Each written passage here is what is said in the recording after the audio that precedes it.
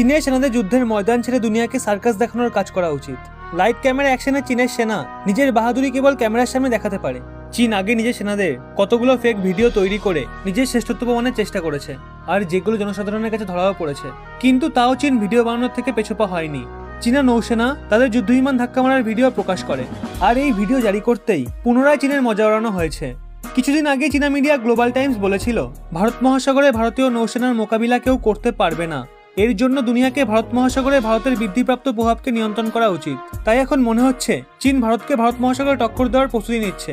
যেমনটা আপনারা এই ভিডিও দেখতে পাচ্ছেন, সমুদ্রে এয়ারক্রাফট ক্যারিয়ারের ওপর চীনের নৌসেনা নিজের J-15 যুদ্ধবিমানকে দড়ি বেঁধে টানার চেষ্টা করছে।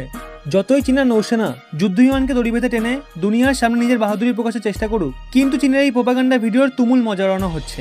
দুনিয়া জুড়ে সোশ্যাল মিডিয়া ইউজাররা এই ভিডিওর মজা উড়িয়ে বলেছে, যদি ভারতের সাথে যুদ্ধে চীনের যুদ্ধবিমানগুলোর ইঞ্জিন এভাবেই বন্ধ হয়ে যায়, তাহলে চীনকে ধাক্কা মেরে তাদের যুদ্ধবিমানকে উড়াতে হবে। কারণ যখন পুরোনো গাড়ি স্টার্ট নেয় না, তখন তো তাকে ধাক্কা মারতেই হয়।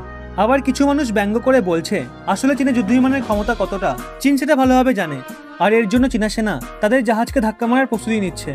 এই ভিডিও দেখে বোঝা যাচ্ছে চীনা সেনা এখানে বাহুবলী হওয়ার চেষ্টা করেছে, কিন্তু এতজন সেনা মিলে সমতল পথে একটা ফাইটার জেটকে টেনে দেখানোয় বাহুবলীর মতো কোনো কিছু নজরে পড়ছে না। এই ভিডিও চীনা সেনাদের এত খুশি দেখে মনে হচ্ছে যেন তারা কোনো যুদ্ধ জয় করে ফেলেছে। আপনাদের আরো একটা কথা বলে রাখি, চীনের J-15 যুদ্ধবিমান ভারতের তেজস ফাইটার জেটেরও সামনা করতে পারবে না। আর যেদিন চীনের যুদ্ধবিমানের সাথে ভারতের যুদ্ধবিমানের সামনা হবে, সেদিন চীনের শক্তিশালী হওয়ার ভ্রম একেবারে কেটে যাবে। বন্ধুরা, এর মাঝে আরো একটা ভালো খবর বেরিয়ে এসেছে। DRDO অভ্যাসের টেস্ট করেছে, আর এই টেস্ট সাকসেসফুল হয়েছে। এবার আপনাদের মনে হয়তো প্রশ্ন আসছে, এই অভ্যাসটা আবার কি? অভ্যাসকে আপনি এক ধরনের ড্রোন বলতে পারেন। এটি হিট নামেও পরিচিত। হিটের full form high speed expendable aerial target.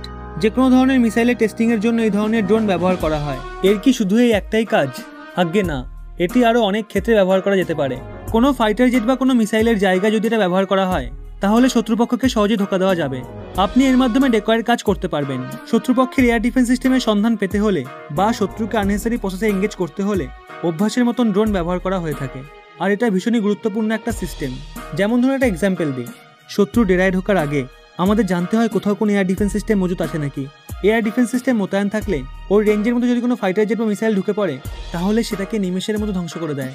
তাই আগে থেকেই সাবধান হয়ে যেতে হয়। আর সেজন্যই ফাইটার জেট বা মিসাইলের জায়গায় এই ধরনের ড্রোন পাঠালে শত্রুপক্ষের ডিফেন্স সিস্টেম সেই ড্রোনকেও ধ্বংস করে দেয়। এর ফলে আগেভাগে সতর্কও হয়ে যাওয়া যায়, আর মিসাইল বা ফাইটার জেটও বেঁচে যায়। তো এই ছিল আমাদের আজকের ভিডিও। আপনার কি মনে হয় চীনা সেনা যুদ্ধকালীন সময়ে এইভাবেই টেনে টেনে নিজের যুদ্ধবিমানকে ওড়াবে? কমেন্টে জানিয়ে দিন। আর এরকমটা যদি সত্যিই হয়, তাহলে জাস্ট একবার ইমাজিন করুন ব্যাপারটা কতটা হাস্যকর হবে। ভিডিওটি ভালো লাগলে অবশ্যই একটা লাইক করে চীনের এই মহৎ কীর্তির ফুটেজ সকল ভাই বোনদের কাছে পৌঁছে দিন। শ্রীবাসচন্দ্র এবং শঙ্কর দত্ত সহ অনেকে এই পরিবারের এমন কিছু সদস্য যারা বেশ সুন্দর সুন্দর কমেন্ট করেন। চাইলে আপনিও করতে পারেন। বেছে বেছে সেরা কমেন্টগুলো তুলে ধরবো আপনাদের সামনে। আর এরকমই ব্যাক টু ব্যাক আপডেট পেতে রহস্যময় চ্যানেলটি সাবস্ক্রাইব করে পাশের বেল আইকনটি অল করে রাখুন।